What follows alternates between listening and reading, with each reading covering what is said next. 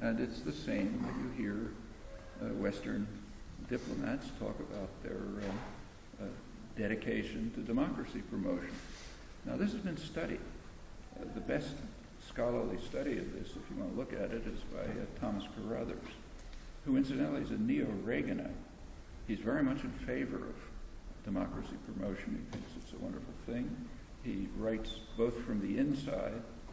He was in the Reagan State Department working on democracy promotion objectives, and as a scholar.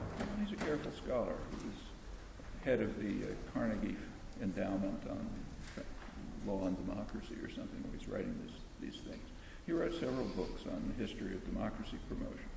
They're going way back, right through the Reagan years. During the Reagan years, what he knew from the inside was fervent commitment to democracy promotion.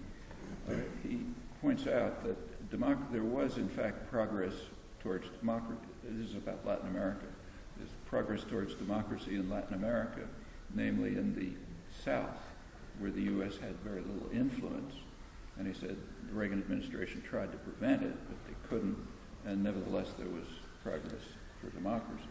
In the surrounding region, where the U.S. had much more power and influence, he said there was no progress toward democracy, in fact the opposite. And he says because the U.S. would support only particular forms of democracy that left in power traditional elites that would act in conformity with U.S. interests.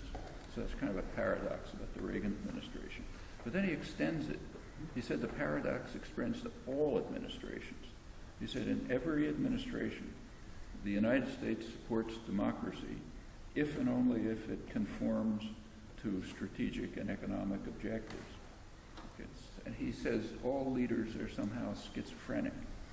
They need psychiatric care. They don't see that there's something strange about their this puzzle of their supporting democracy. Think of another reason, but that's his conclusion. But he does record the facts correctly. It goes right through the second Bush administration. And it's a great surprise to anybody who is purposely blind about history and policy formation.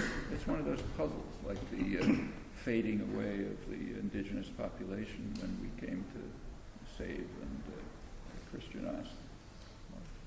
History is full of such puzzles.